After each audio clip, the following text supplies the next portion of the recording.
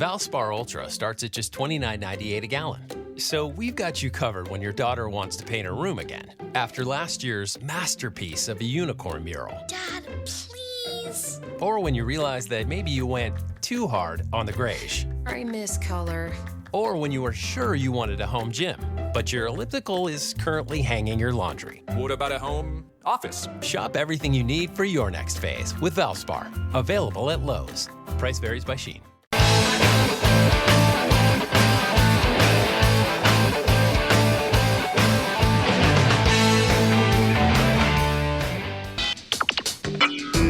You are about to listen to the Dr. Daliah Show. Sassy, stimulating medical talk radio.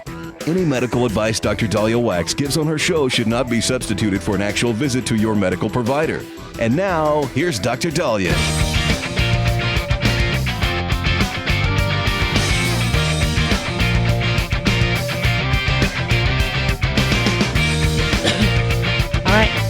We are back on the Dr. Daliah Show. Thank you all for tuning in. 1-877-Dr. Dali, 1-877-DOC-DALI. So one of my listeners asks, why aren't we told to drink our pee if we are dying of thirst and, shall we say, hiking or in an area where we don't have access to water?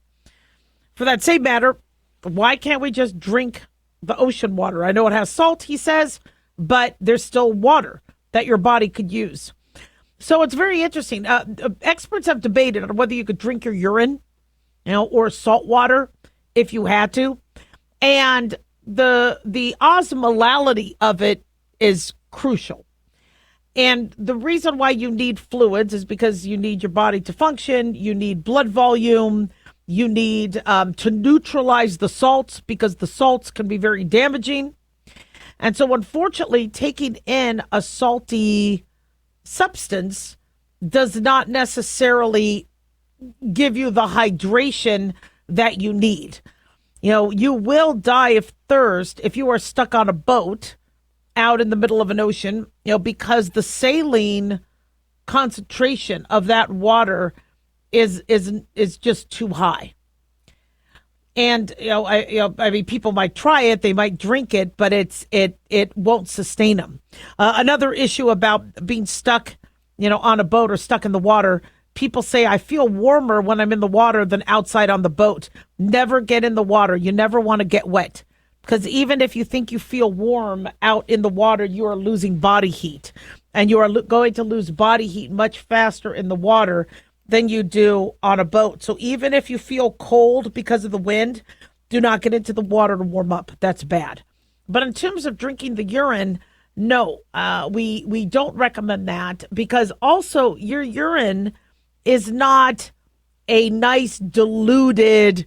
If you are dying of thirst and you are, not, shall we say, in a place where you can hydrate, then the urine you're actually making to imbibe is already highly concentrated. So you're not really getting the fluids you need. Have some people done that? Have some people, yeah, they have. And some, I guess, survival experts say it saved them. I mean, what would I do? I mean, if I really thought I was going to die, and I would probably try to take in any extra fluid I could, but it just you got the urea, you got the creatinine, there's sodium and chloride and calcium and potassium and magnesium, and it's just a good healthy urine will contain about 95% of water. But again, if you're dehydrated, it's not enough water. Water is important. And we need to realize that, especially as we get very tech. So I'm sure you guys have heard the rapid growth of AI is significantly increased on our water demand. And these data centers need water for cooling and for its resources and for its materials. And so the water footprint is raising a lot of eyebrows on what are we doing with our AI. AI models require a lot of computing power. Computers generate heat, like our laptops could burn our legs. And so data centers use water-cooled systems like evaporation cooling towers to remove the heat. Well, you need fresh water for that. Semiconductor manufacturing, electricity generation, they use water. They say blue water consumption. That's water used by AI systems for cooling, water from river, lakes, groundwater. You know, that's the, I guess, the big go-to. They say a 100 megawatt data center can consume 2 million liters of water per day. According to Google, Microsoft, and Meta used an estimated 580 billion gallons of water in 2022 for data center cooling and power. Well, how many new data centers have been built? I think 160 new data centers have sprung up over the past 3 years. And that is going to drain our local water supplies. According to Forbes magazine, AI's projected water usage could hit 6.6 billion by 2027. That's a problem. We don't have enough water.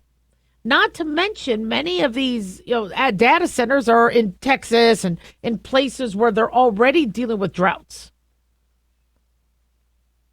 And that also concerns ecosystems, biodiversity. I'm not the biggest environmentalist, but I do love the environment. And I do want to protect our fish. I want to protect our sea life.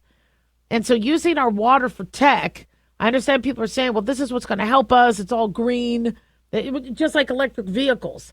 When it takes thousands upon thousands of gallons of water to try to douse a single electrical fire, are we really helping the environment?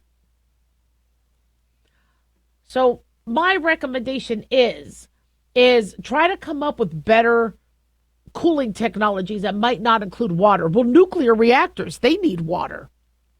We're going more nuclear. And do we have the water for that? Are there ways to cycle the hardware use so that it doesn't continue to heat up, where there's some natural cooling? Are they recycling the water? Now, most do. We're understanding that most of these facilities do that, but is it enough? Because you still lose to evaporation. And then I think we do need to find ways to grow, because remember, we got our agriculture, we have our farms, they need water. And so what we need to find better ways to collect our rainwater, utilize that, and then in times of drought, make sure we have it stored. So, 1-877 Doc Daliah, don't go away.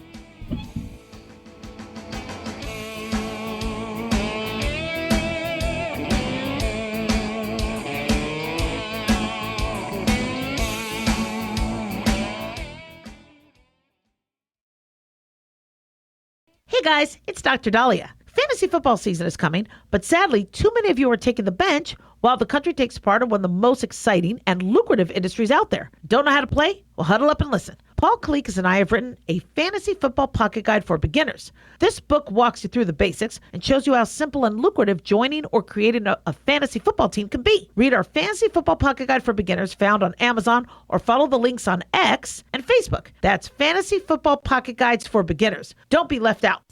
Increase fuel economy up to 7.9% with Hot Shot's Secret Gasoline Extreme, the solution to maximize your engine's performance and fuel economy. Whether you're driving a sports car or a daily commuter, Gasoline Extreme is specially formulated with PEA to deep clean.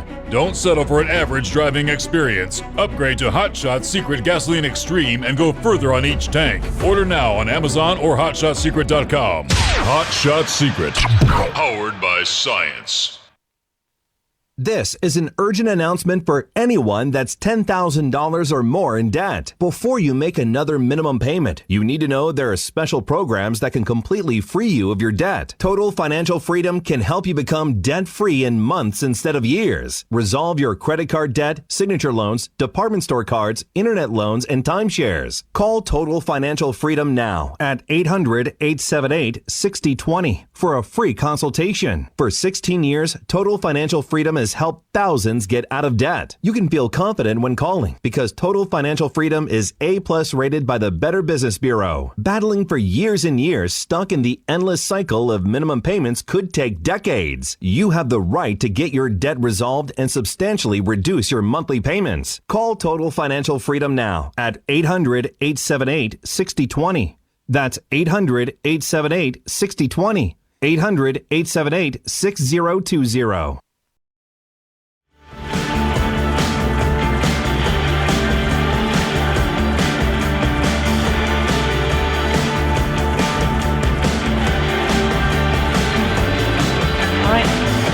Back on Dr. Daliah Show. Thank you all for tuning in. 1-877 Dr. Dali, 1-877-DOCDALI. Big thanks to Talk Media Network for making the show happen. Big thanks to Daniel, our producer, and big thanks to you all for tuning in. We really do appreciate it. Don't forget to follow us on Twitter or X at Dr. Daliah, Facebook, The Dr. Daliah Show, and on YouTube, click like and subscribe. So this made me mad. A couple days ago, I saw this video of a Michigan city councilman getting caught on camera stuffing an election drop box with absentee ballots. Now, somebody could say, oh, well, he was harvesting and he promised a lot of people that they would, you could just give them to him and he'll drop it off for you on the way to work. It just didn't seem that way. Hamtramck City Council member Abu Musa was seen in the passenger seat of a car on August 1st, handing stacks of paper to the car's driver, who then dumped them into a nearby ballot box. The footage was obtained by Local 4. Musa, I guess, is running on his re-election spot in a primary, or I guess the primary was August 5th, and he beat out 11 other candidates with 1,100 votes. Only 286 of those votes, however, were cast on Election Day.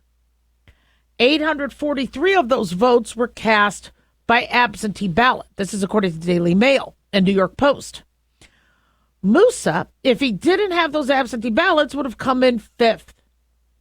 Footage of the ballot box dump emerged earlier in August, just a day after the council members were arraigned on electric fraud charges over a 2023 investigation. They said that investigation was sparked after a city clerk noted absentee ballots were being dropped off in large bundles and filled out with suspiciously similar handwriting. Musa was named in the investigation, but he was not charged. But along with another member of the city council, he is at the center of an investigation into whether he's actually a resident of Hamtramck, which you need if you're going to be city council member. So he has denied the allegations, and now they're looking into the ballot box stuffing. Now, local Michigan law apparently has no limit on how many absentee ballots a single person can physically turn in on other voters' behalf. But people can only submit another person's absentee ballot if they are close relatives or live in their home. So seeing a whole bunch being thrown in at once is highly suspect. If it's an immediate family member, if you're dropping off 2 ballots, it's one thing. Or your family of 4. But a box of them? So, since Trump has come into office, people have been kind of asking, what are we doing with these absentee ballots? The idea of an absentee ballot is a fantastic one for the few and far between that can't come to vote. They're out of the country, they're on tour duty, they're in a nursing home. So there is a way where their vote could be counted. It's a brilliant concept. But it's a brilliant concept for the low numbers that are needed. When a healthy individual who can go and vote is using the absentee ballot, and as we saw with the 2020 election, which made a lot of people scratch their head, was there cheating? Where did all these absentee ballots come from? Were they all verified? That you start to wonder, will there be more? Is there fraud? And it was last summer or 2 summers ago, 2020 ballots were found at a Baltimore post office. Why? These were completed ballots that were sitting at a post office, not counted in the 2020 election. Why not? What's going on here? So what is going to happen as it pertains to, where the mail-in ballots are the default? See, going to the voting booth is how you vote. And then there's an alternative for the few and far between who need it. But when you have the majority of the votes mail-in ballots, that's a problem. And it's very time-consuming to review all of them. The problem is they don't review all of them. So the argument people say as it pertains to mail-in ballots is it's too time-consuming to have people vote at a voting booth and use voting machines or and then have to if unless they use voting machines and absentee ballots, it's going to take too long. See, I would say you have to verify each and every vote that's coming in the mail. That to me would be time consuming, but they don't validate them. They don't verify them. So they're saying going to the voting booth is more time consuming. Well, Trump says he is going to sign an executive order that is going to eliminate the use of mail-in voting and voting machines in U.S. elections. He said, I'm going to lead a movement to get rid of mail-in ballots as well as seriously controversial voting machines. He said he would sign an executive order in advance of the 2026 midterm elections. Now, anybody having a problem with this, I do question that. Again, there should be mail-in ballots that are available for those individuals who are sick, that can't make it to the voting booth. But if you can make it to the voting booth, you should. It's also safer for you. In terms of the machines, I am a little confused by some of the machines' tech, because when I voted, and you're able to look online and see if your vote made it, and they said my vote never went through. And that's confusing. And then when I voted in a recent election, they didn't have me in the system. And they said, have I ever voted in Clark County, Nevada? I've been voting since the 90s. No record of that. Really? So I would like somebody to look a little bit deeper into these voting machines. And a big problem I had with this latest election is I remember one of the earlier elections, you go in, there's a curtain, you have side panels, so it's really private where you vote, how you vote. Instead, and I posted a picture of this, they were these big touch screens with very little paneling between. I could see the person next to me. I could see his face. Yeah, if I just stood at an angle, I could see how he voted, which means somebody could see how I vote. I don't like that. Now, they said the screen dulled the view, so if you were standing at an angle, you couldn't see it. It's not a voting booth. You're going up to a screen. And if everybody minds their own business, yeah, nobody's looking at who you're voting for, but that's not a voting booth. These machines, there was no privacy. That's a problem. So Trump wants to restore election integrity. And I think being able to do your vote and not have somebody leave your ballot at a post office or burn the ballot box like what happened in the last election. I guess people were setting fire to these ballot boxes. Or as we saw in California, that one neighborhood where the woman's like, the election's over. Why didn't you count these ballots? And you saw city officials empty out a ballot box that had thousands of ballots. Why weren't these counted? See, how the absentee ballot system works, and it's not perfect, is if a city or a district was so already lopsided in terms of D or R, and they knew, because people had asked for them, 3,000 votes pending, but the winner was already leading by 10, they would call it. The problem now is the majority of the votes are now these mail-in ballots. Not to mention all the shenanigans with the little holes in the envelope. Why are there holes in the envelope so you could actually see what the person voted for. That makes no sense. So I personally think we need to get back to having elections that are more trustworthy. If Americans don't trust the election, it's going to be a mess. And 2020 was a mess. We moved the Olympics due to COVID. We weren't ready to have an Olympics, but we were ready to have a national election with boxes and suitcases and mail-in ballots and curtains, and it's ridiculous. That's not how elections go. You could have the mail-in ballots that are for the people who desperately need them, but that can't. And if you are going to request a mail-in ballot, that has to be in the system. You have to ask for it. Instead, mail-in ballots were just mailed indiscriminately all over the place. And then when you went to vote, they said, now on your system, do not use your mail-in ballot too. And I'm like, I need to shred my mail-in ballot because I don't want anybody taking it. 1-877-Doc-Daliah. Don't go away.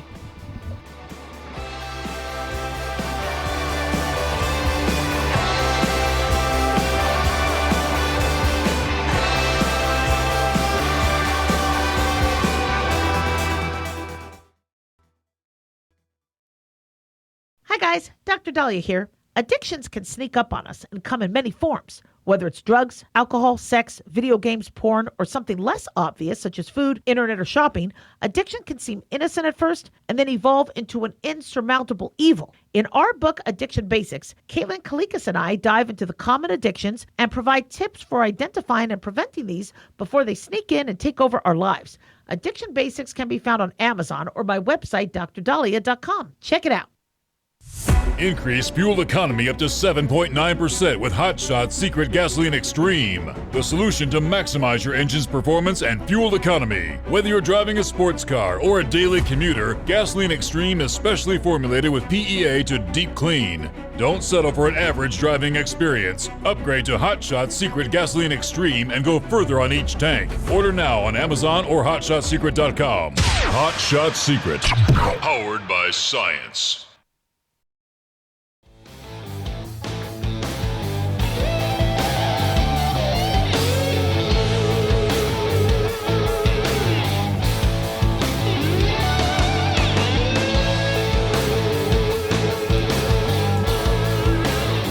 All right. We are back on the Dr. Daliah Show. Thank you all for tuning in. 1-877-Doc-Daliah, 1-877-DOCDALI. So many women are reporting a side effect when they take their Ozempic or GLP-1 or Mounjaro or Wegovy or Zepbound. And these weight loss drugs have had multiple monikers related to them, like Ozempic face, Ozempic butt, Ozempic hands.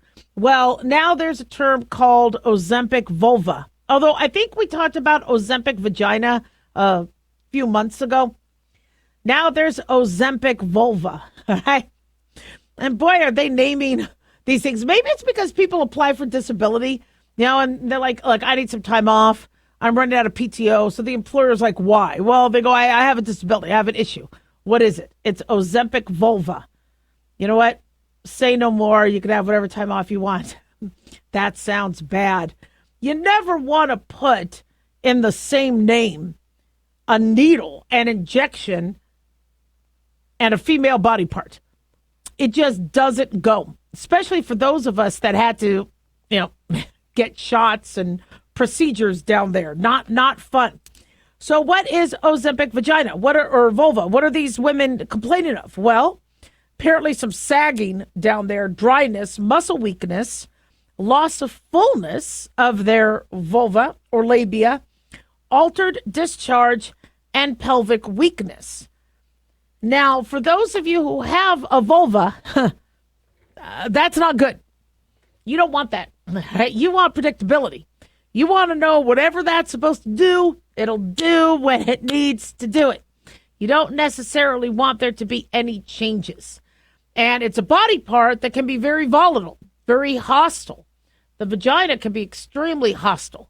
It's designed by that in nature because it doesn't want the fetus to get bacteria and all that. And so it has a very hostile environment to, sperm and male bacteria and all that. And I got to tell you, I mean, mine could have solved the whole Russia war. I mean, that's how hostile my vagina was.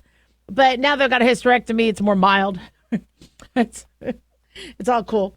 But it could have taken on the Russians easy.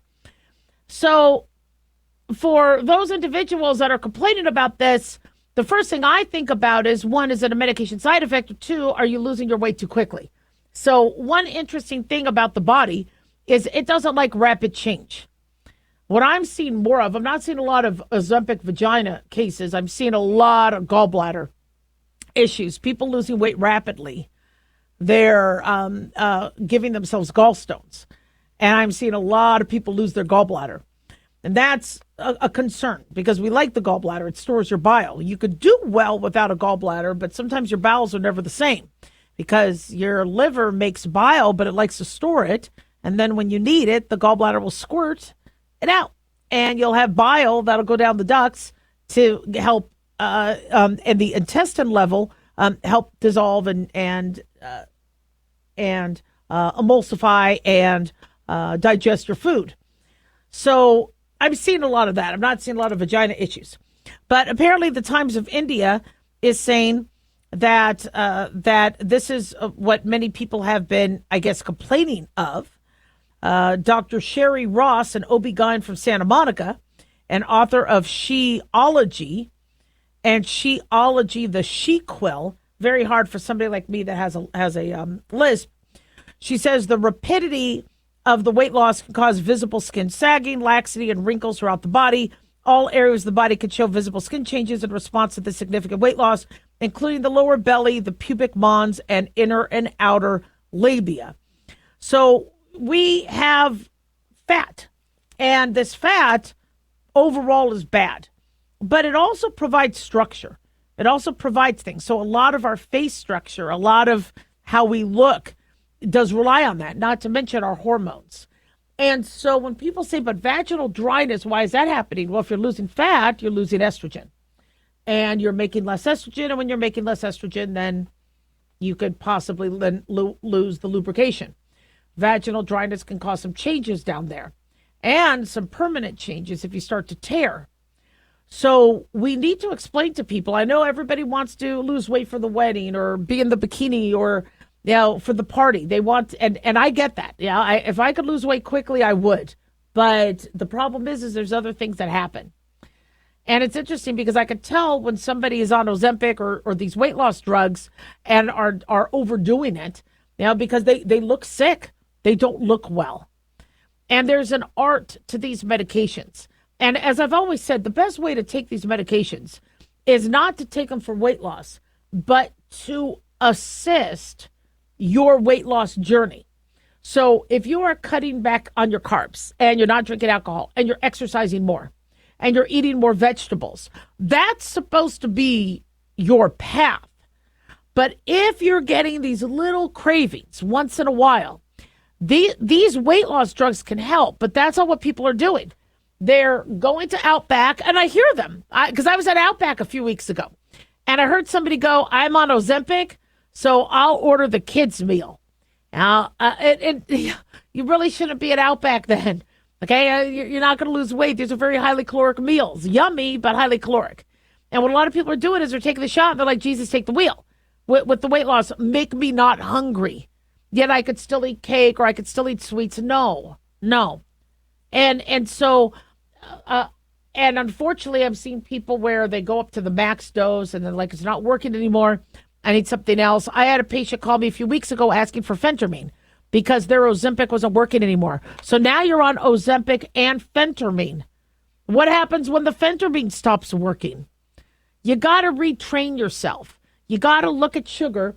I've been as a snack nibbling on these Jordan almonds until I saw titanium dioxide was one of the ingredients, and American Jordan almonds, still have titanium dioxide. Well, that stinks. I just lost it. Well, that's my aliquot for the day.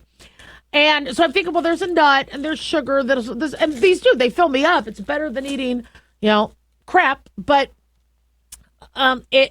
You have to look at these things as cancer. This can cause cancer. Don't eat it. And you have to retrain yourself, and you have to look at water as this is what I need. This is what's going to keep me alive, as long as AI doesn't overuse a lot of it. So for those of you that are starting to have Ozempic labia or Ozempic vulva or Ozempic vagina, there are things you could do. The cosmetic surgeons have never been more busy as people are trying to address the sagging skin in their arms, lift the breasts, fix some of the sagging skin. That's why I haven't gotten cosmetic surgery, because I know I'm going to need more as I lose more weight. So I'm just going to wait. There's labia, puffing, there's procedures that can help with that. But, understand that if you're rapidly losing weight, you're going to also rapidly gain it back. And I love that we have studies showing the heart, like all these studies coming out showing your cardiovascular health, your renal health, your low cancer risk. It's fantastic. People losing weight, that's wonderful. But where are the studies showing what happens when you rapidly gain the weight back? When Tracy Morgan said he gained 40 pounds while on Ozempic, okay, where are those studies? And what did that do to the heart? Now, pelvic weakness, for any women out there, the last thing you want is your pelvic floor weakened. Right? That's not fun. You don't want to be peeing on yourself. You don't want there to be prolapsing. So talk to your gynecologist, talk to your doctor. Another thing that I'm noticing is people are not going to the doctor when they're on these medications. They're getting them online. So they're not having a full evaluation. Who's checking your pancreas? Who's checking your gallbladder? Who's checking you for these side effects? If you're going on a weight loss drug, I know you can now get them online, compounded and whatever, but still make sure you check in with your medical provider, because these side effects are real. 1-877-DOC-DALIAH. Don't go away.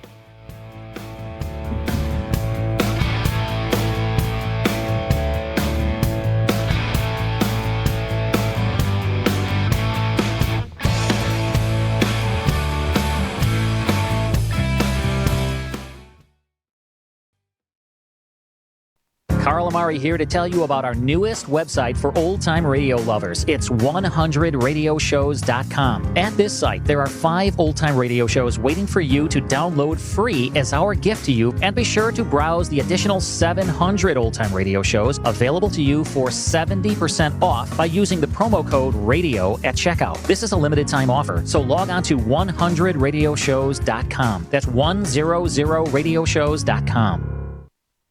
Have you ever thought you'd like to buy and sell houses but didn't know how or where to get the money? My name is Ron LeGrand, and over the past 40 years, I've bought over 3,000 houses without using my money or credit, and taught thousands to do the same. Today, even in a virtual environment, we buy nice houses in nice neighborhoods using no banks, realtors, contractors, or other costly entanglements, and build huge cash flow and wealth without the hassle of tenants, all without credit and little or no money. You don't need a license or experience, and I'll show you exactly how it's done. Text FREE to 99799, and I'll send you my free training. I promise you I'll change the way you think about real estate and open the door to a new lifestyle that doesn't involve risk or rehabs and can quickly replace your current income. Text FREE to 99799, and let me show you how to take your life back and build cash flow and wealth from your home. That's FREE to 99799. Again, FREE to 99799. As an organ donor, your story doesn't have to end. The good in you can live on. In fact, you could save up to 8 lives and restore sight and health for many more. Sign up right now online as an organ, eye, and tissue donor. You'll be happy you did. And just maybe, someone else will be happy too. Go to organdonor.gov. It saves lives. U.S. Department of Health and Human Services, Health Resources and Services Administration.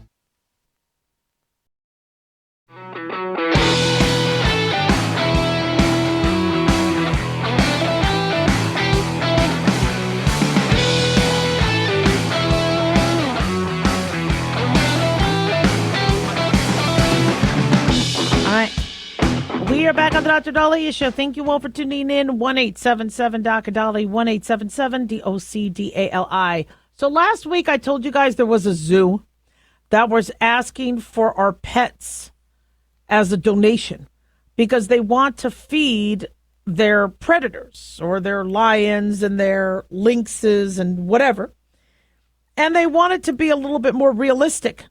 So they asked people to donate the pets they don't want, which I kind of think is an oxymoron because usually you love your pets.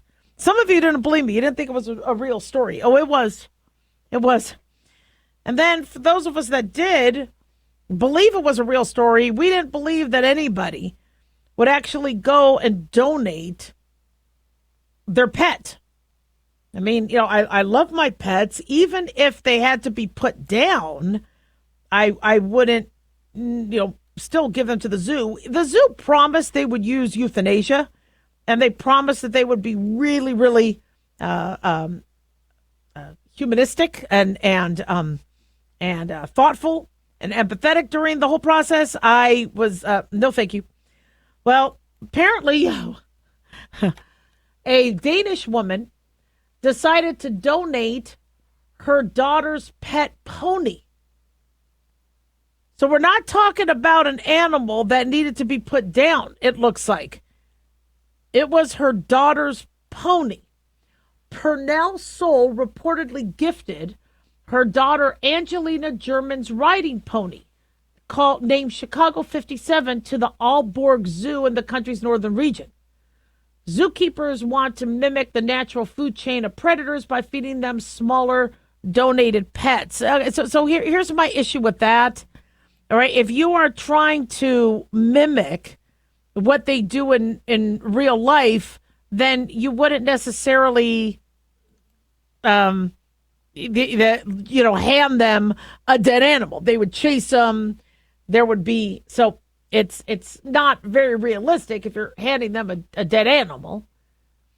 But they said it might sound very dramatic and bizarre. This is according to New York Post, that you feed your pet to animals in the zoo, but they're going to be put down anyway. And it's not like they were alive when they were given to predators. Aalborg Zoo has asked for donations of a healthy animal that needs to be given away for various reasons. Guinea pigs, rabbits, chickens, they would be gently euthanized before being used as a meal. Now, my cats have ticked me off. One of them goes pee-pee house. Another one poops on my bed.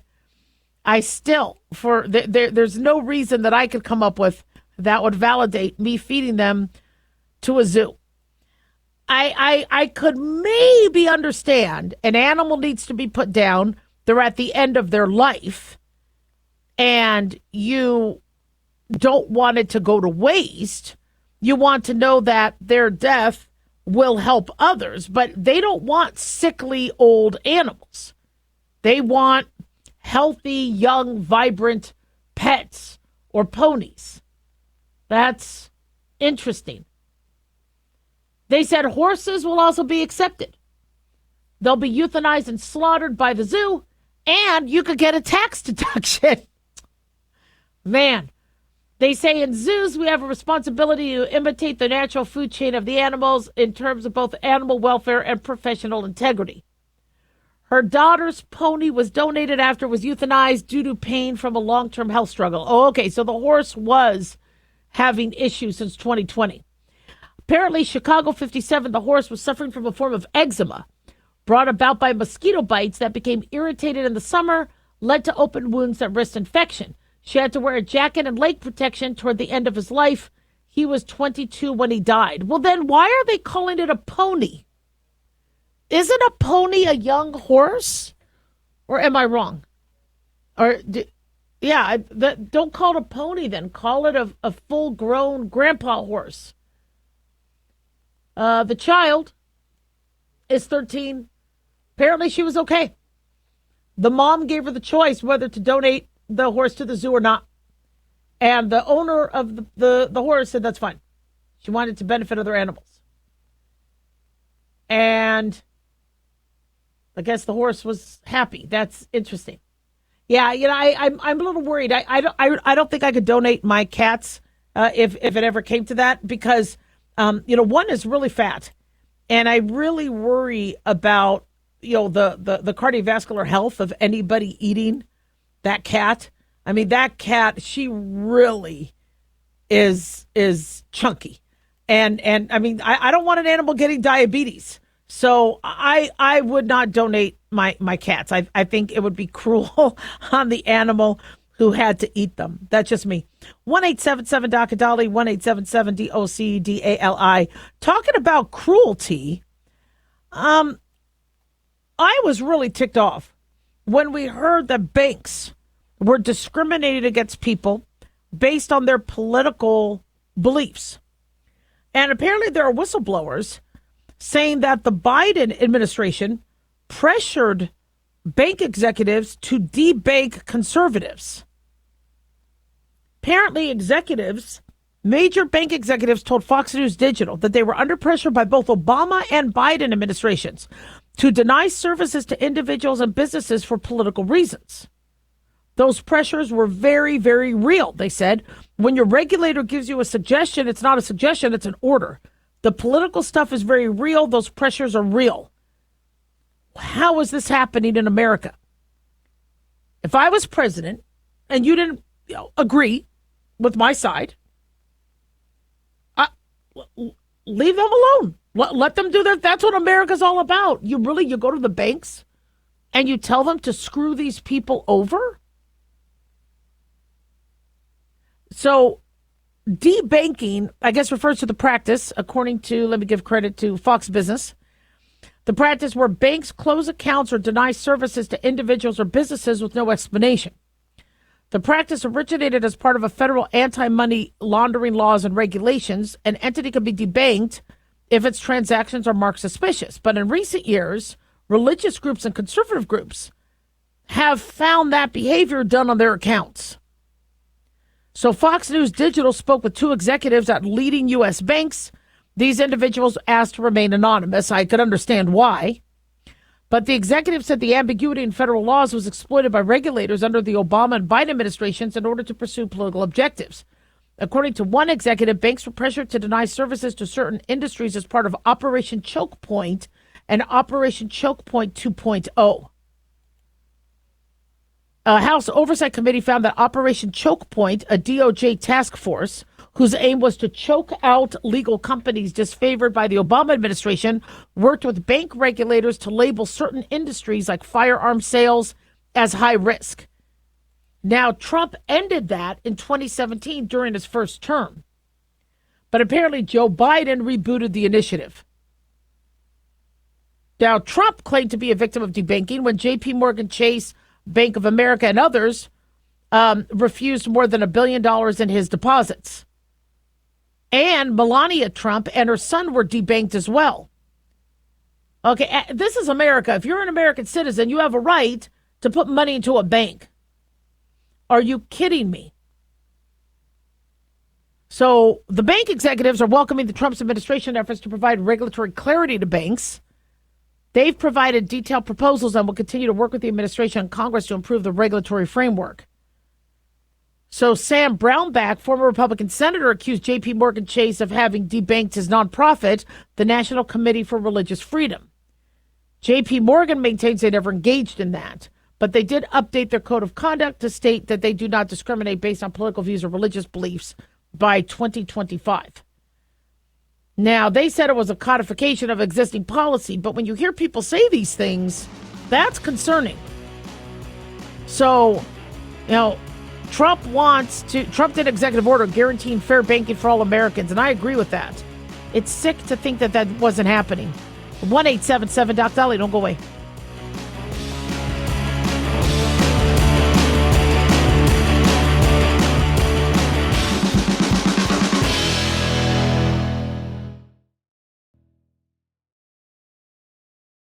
Looking for an easy read that can actually help secure someone's future? Pick up a copy of Mark Falter's book, Common Sense Income Strategies. For the past 30-plus years, Mark has helped thousands of hardworking Americans secure their financial future by using strategies that continue to create wealth, whether the market is up or down. Strategies that will make perfect sense once you take the time to read this powerful book. Common Sense Income Strategies brings to you what Mark has been teaching in person and talking about on the radio for decades. It's not rocket science, it's a pretty easy read. You've worked too long and too hard not to see the fruits of your labor. Common Sense Income Strategies is available now on Amazon or by calling 866-764-2635. That's 866-764-2635. Common Sense Income Strategies by Financial Fitness Show host Mark Falter. Secure your financial future today.